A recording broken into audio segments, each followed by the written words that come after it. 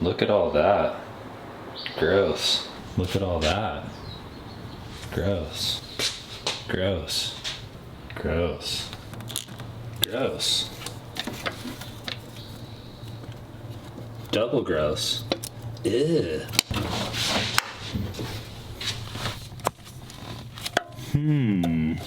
What's going on, guys, and welcome back to another video. So I want to get this car started, and in order to do that, I have a bunch of wiring I got to figure out first. Hopefully this doesn't take too long. I feel like I have a pretty good handle on it at this point. The things that I am dealing with are getting the AVCS cam sensors hooked up, as well as the AVCS solenoid sensors.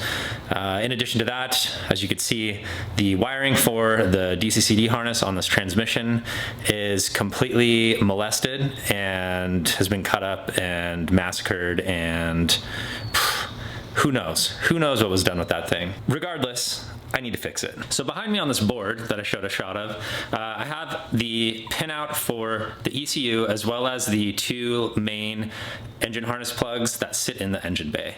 So we're taking some wires from that old harness that I got from the parts car. That is the bulk harness from inside of the car, and I've pretty much torn it apart to find certain wires that I wanted to complete this job.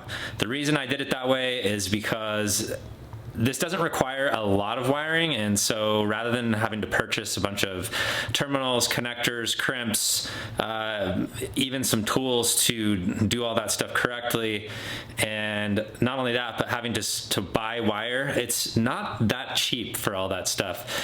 Oftentimes wire comes in a set length and they're on like a spool, and so if you don't do a lot of wiring, it's kind of like not really worth the money to buy so much of it. So, and I had already started to chop up that harness, pull clips off it that I needed for the harness on this car, and so it's kind of useless at this point. So I figured I might as well just pull some wire out of it and repurpose it for this thing. So the wires that I have sitting right here are for the ECU. Basically, I wanted to source this wire especially because this is a shielded wire, and if you don't know what shielded wire is, basically all shielded wire does is protects the signal from any kind of interference that could happen along its pathway. And so basically this has like an inner layer of wires that wraps around all of these wires, and that way the signal doesn't get disrupted. The other side has 5 wires. These wires is actually spliced into the wires that sit in here that make up that little sheath, or like insulated layer, I guess you could call it. And this, I think it's the yellow wire there, that is actually connected to this, spliced into it, and then that gets grounded into the ECU. So you need shielded wire for these sensors. These don't need it, but these ones do. And so these are really important, that if you're gonna do this, you wanna use shielded wire. You can make your own shielded wire. It's not hard. You just have to buy the stuff to do it. And being that I don't have a lot of wiring to do to get this car running, I opted to just grab some shielded wire out of this harness and repurpose it for my AVCS. These 4 wires, these go to the driver's side plug right here, and then back to the ECU, and those plug into the solenoids here and here. Those don't need to be shielded. I verified this all in the FSM wiring schematic just to make sure, so I know that we're good there. So basically the first step that I'm going to be doing right now is plugging the ends into their appropriate pins in the ECU plug. In order to show you this, I kind of need the GoPro. Alright, so this is a JDM ECU. If you're gonna wire this in, you want a JDM ECU. You can't use the USDM ECUs for AVCS because it doesn't even have the software in there to know that it exists. So the smallest plug here is what we're gonna be pinning. Alright, so this is a picture off of IWire's website. They make a kit for this. I highly recommend that if you're gonna do this, that you just get their kit, because it makes this so much more simple. And the only reason I'm doing it this way is because I just don't have a budget, man, to purchase the harnesses for this. And because I have the parts car, I was able to just pull these wires out, and it'll be a pretty simple, straightforward swap of these wires. So basically what I'm doing is I've assigned their colors that they use to my colors that I'm using. So for instance, my yellow wire is equal to their white with blue stripe wire, which goes in pin number 15 on the ECU plug. So if we go back to their thing, so we'll start with the top, the blue wire, which is my yellow wire. So I'll just hold this wire, and we know that it's 14. It says right there, blue 14. So if we're looking at the back of the plug, like it's showing us on here, we know that it's the second one over from the bottom. So what you have to do with these is there's a little lock thing right here that you have to pop up, which I don't want to break it.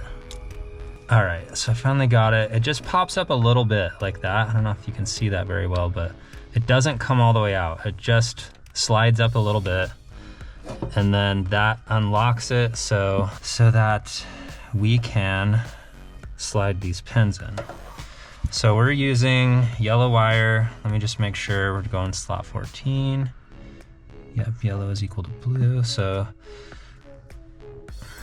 and these go in, these little pins, these little kind of fins that sit on top, those stay up.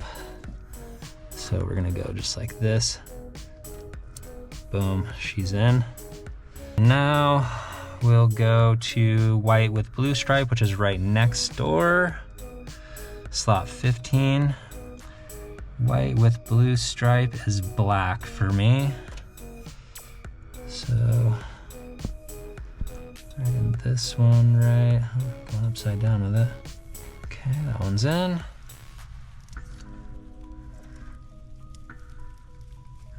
Okay, now I'm not gonna lock it just yet because now we have all of these other colors to do. All right, so these are the other wires that I have.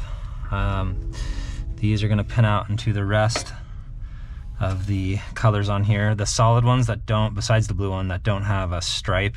So the white, brown, yellow, and orange are associated with each one of these. Okay, so those ones that I just did, these ones that don't have any sort of sheath around them, these go to the solenoids. So in order to communicate with the solenoids, these wires need to go through the firewall and out to the driver's side, like main engine plug. Obviously, these ones go through the firewall and out to the passenger side engine plug. There's a specific pinout for that as well. So let me see about routing these through. I need to get some like sheath on these ones, and then I'll probably kind of wrap them together. We'll slide it through the firewall back there, and then we'll route it through the engine bay in a way that looks nice and it's nice and tucked. Before I actually go work on the plugs in the engine bay, I just wanted to show you where we're at here. So I sheathed both things together. There's a little tear in it right here, but we'll just tape that up. So yeah, the 4 wires that were unshielded, and then the shielded wire with the 4 pins. We put the sheath around. So I locked the tab, and now we can plug it back in to its spot here. Kind of route these over the top, or maybe we'll go like that actually. These plugs can only fit in one slot, so can't really mix them up. So now this, I can't go any further because of where the shielded wire is grounded. There's just like a big bulging piece right there. That's all right though. I'll probably stick like just some electrical tape around this. And then now we've got this nice clean piece to push through the firewall. Let's not mess up any of the pins through. So these ones we're gonna go here. These ones need to go across. I know what you're probably thinking. Joel, those look way too short. They are way too short. Which is why I have more wire over here set aside. And you'll probably think this is silly, but just it's gonna make my life a lot easier. I have these wires right here.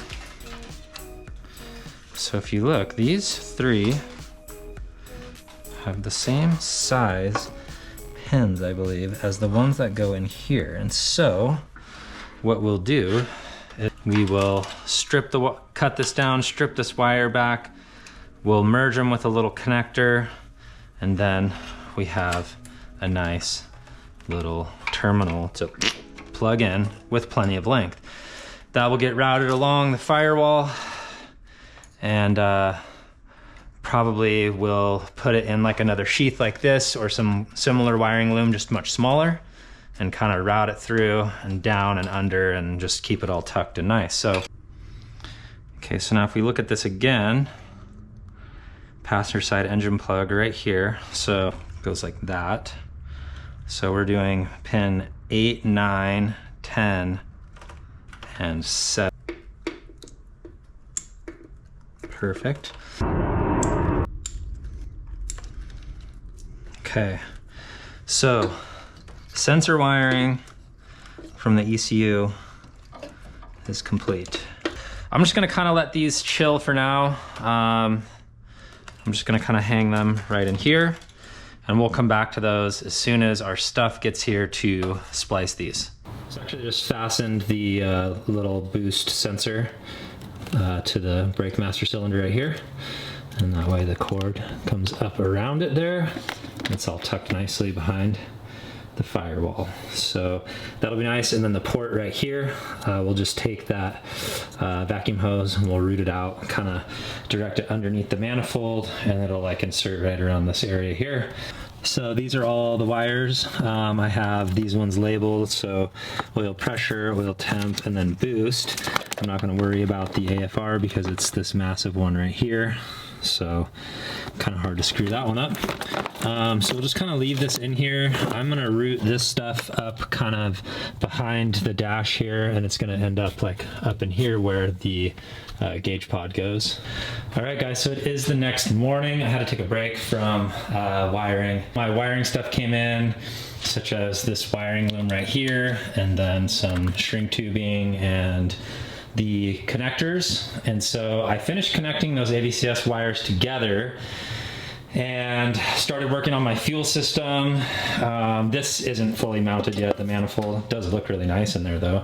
Did mount up the TGVs with new gaskets, so we're all good there. Now I'm just working on pinning this clip now that I have this wiring loom all dialed, which if you can remember, I pushed it through this boot right here. And now don't worry about those clips. Those are for like the cruise control unit over here. I'm just kind of zip tying them out of the way for now.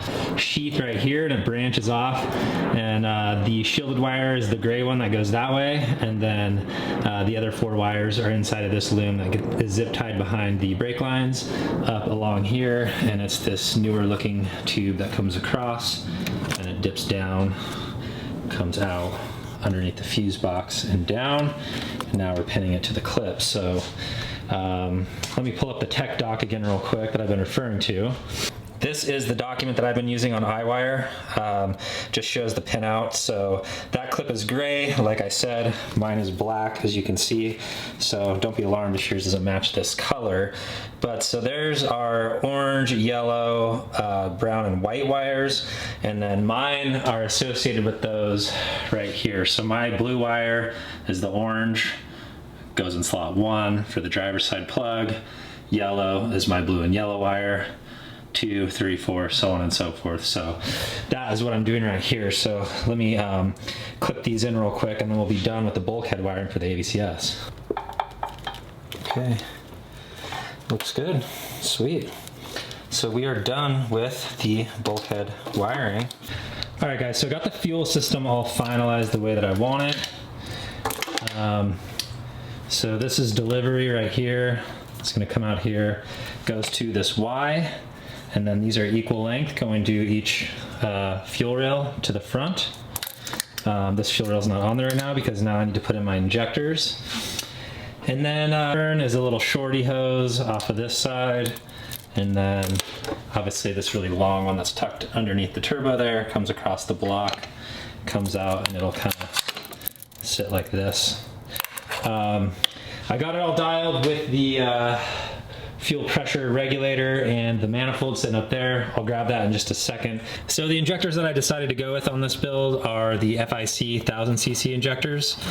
These ones are a little bit more affordable than the IDs. Injector dynamics are great, super dependable, but apparently so are these, and they're a little bit cheaper, and they have slightly different sizes than ID makes. Like, I don't think ID makes a 1000cc. I think maybe they make a 1050 or maybe just a 1200 now. I'm not really sure. But yeah, I got these, so we have a little bit more injector to work with, and that way if we want to run E85 on this car, we will have adequate injectors to do so. It comes with a bunch of data in here, which is really cool. So pretty psyched about that. So yeah, let's throw these in and then we will get to finishing up the fuel system. Some for you, some for you. Just a tiny bit, kind of smooth it around, take off any excess. Okay.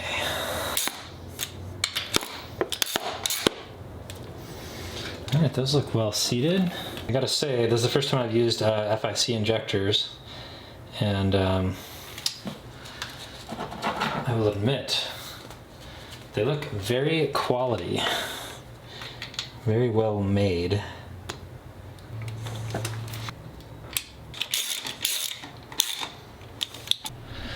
All right, guys, it is the next morning. Spent a bunch of time going through a bunch of different iterations with the fuel lines, and this is what I have settled on. So I made this little mount here for the regulator to sit off to the side.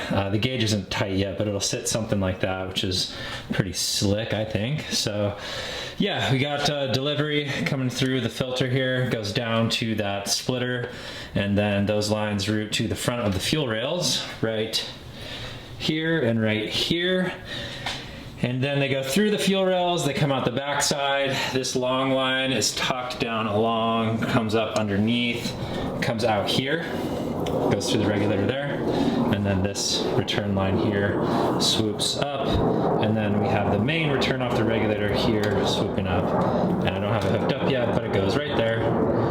And yeah, so it's looking really dialed. I'm really stoked to have that part done. It's very tedious. It just takes a long time. You know, I fit them up one way, get the manifold in here, figure everything out, try the regulator in a certain spot just to realize like I don't like it or it's too high and the hood won't close. So it took several tries to get it to where I really wanted it. I like this iteration as well because we still have space to put the AC compressor in if I want to do that.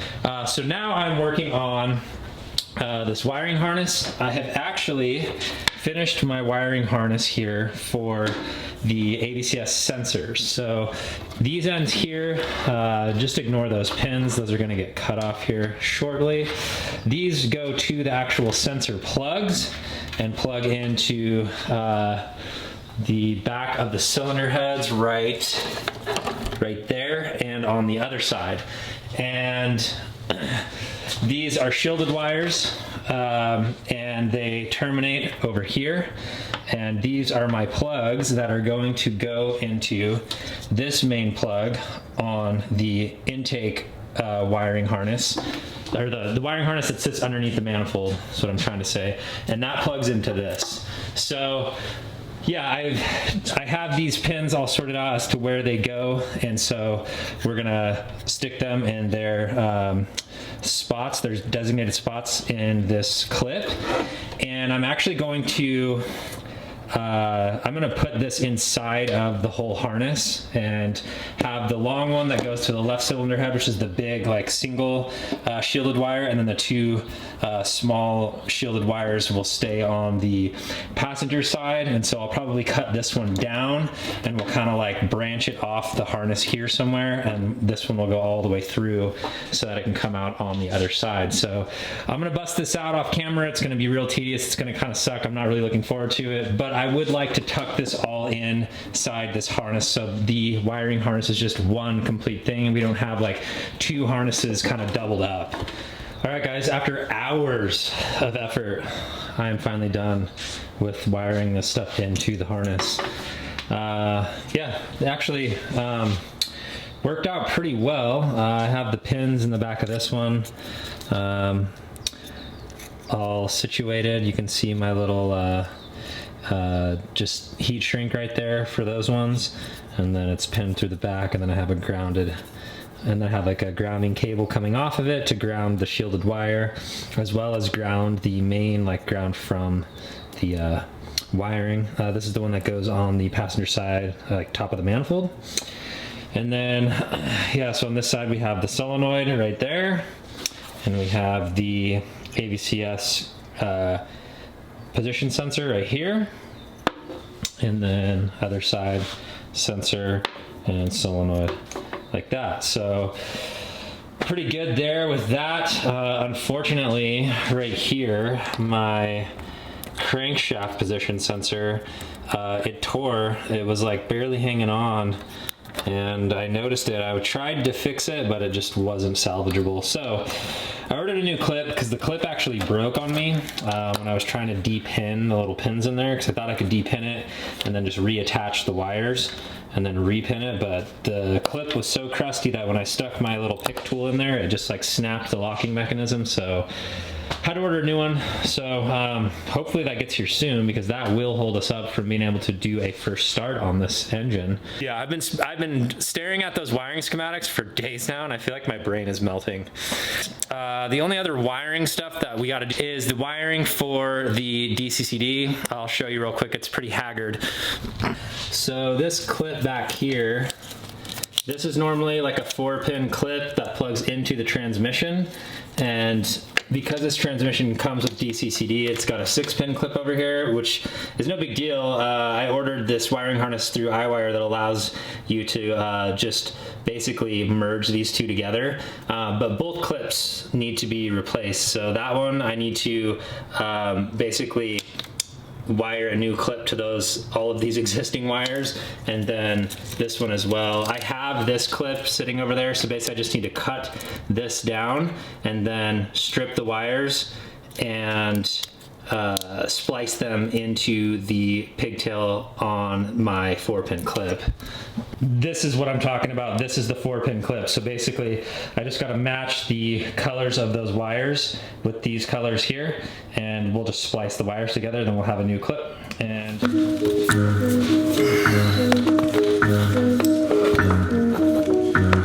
glued up the splines on the drive shaft side, so it should slide right in nicely.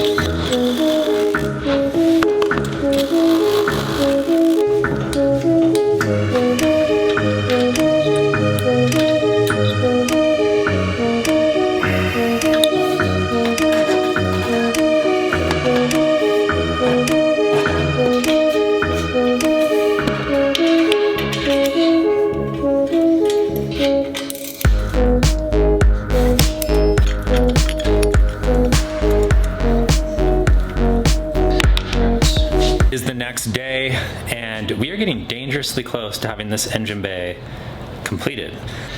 So here she is. We have the AOS mounted back up, and our AFR gauge, have all of our wiring all solid and sorted out here. Starter is in place, clutch slave, put that back in place.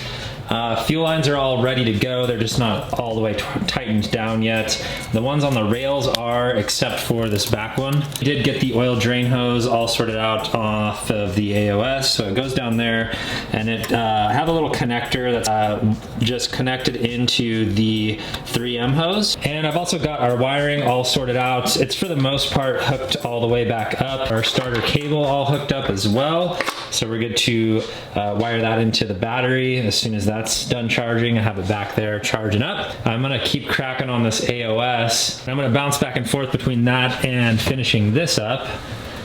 This is the coolant expansion tank. I went to install that thing, man, and that thing looked so haggard. I just could not bring myself to just putting it in the engine bay because it was gonna be such an eyesore, especially sitting back there next to that black AOS. I just thought it would look horrible. So we're gonna powder coat that in the flat black color that I did like the fuel rails and some other pieces. It's that color from Prismatic called Black Jack. So I'm gonna bust that out. So as soon as those are in there for like 20 or 30 minutes doing the pre-bake, I'll put them outside and we'll hit it with the gun, we'll throw them back in, and then when that thing's done we can reassemble it. It was super easy to take that thing apart, and thankfully those older ones are made out of metal, so powder coating is an option.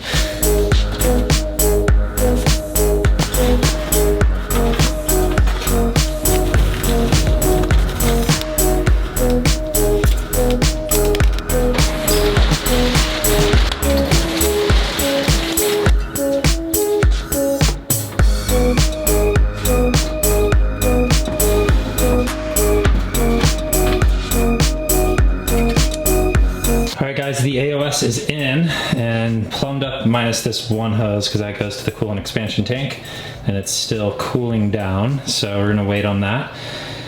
But anywho, so these lower lines, we'll start with these, coming from the bottom of the AOS, comes out and goes to the coolant pipe on your turbo, and then the one next to it that I don't have plugged in, like I said, that goes to the other side up on top here, where that expansion tank sits. Other one is the drain. I think I showed you that earlier. The three on the side here, this lowest one, it comes out and it's just a breather hose that goes to the front of the valve cover. The second one, same thing. That one routes along the back, comes under my pitch stop mount, roots out here underneath some other hoses, and then connects down to the front of that valve cover. And then this top one, this one, it comes out and it goes down right next to the turbo, right down in there. So that piece usually has like a little Y fitting, but I took the Y fitting off because the right side of the Y fitting is usually where you route the drain line, but we're not doing that because we routed the drain line somewhere else. This is the Y fitting that I'm talking about. Then up top we have this line. This is the PCV hose, comes out. There's actually a PCV valve inside here. This routes down and then it routes into the bottom of the manifold down there where that nipple is. This line comes out, hooks into this L right there, into that back fitting on the turbo inlet, and then this one comes up, and I'm probably gonna like zip tie these two together. Comes to a little elbow there and then drops down into this other port on the turbo inlet. This one I'm just gonna cap off because this is that squirrely one that kind of goes into all this weird stuff right here for the evap system, but I've deleted my evap system so we don't need it. So I'm just gonna cap that off and put like a nice little clamp on there so we don't have any vacuum leaks. And then this port right there goes to the 3-port boost controller. So that is the AOS. Just wanted to show you before I get everything installed here, and then you can't really see what is going on. So I know it looks like a mess right now because there's so many hoses, but once we get everything all in here, it will look much, much cleaner. All right, the coolant expansion tank is ready to be assembled. Still kind of hot though. Slide that back in. Well, there it is, guys. All ready to go. Let's go throw it in the car.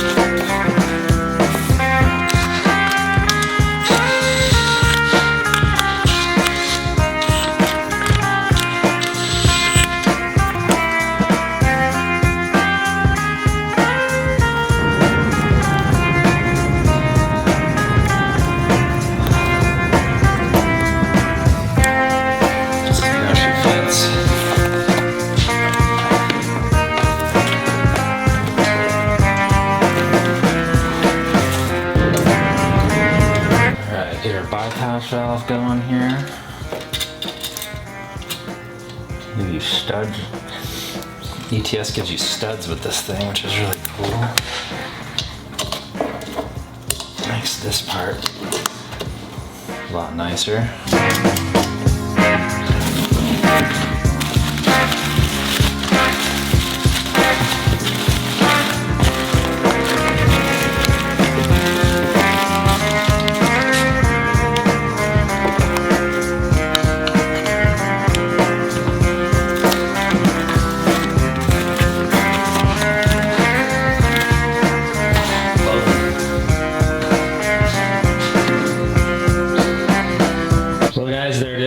The engine bay is probably about 90% complete. Still have a few things left that I need to get finished up.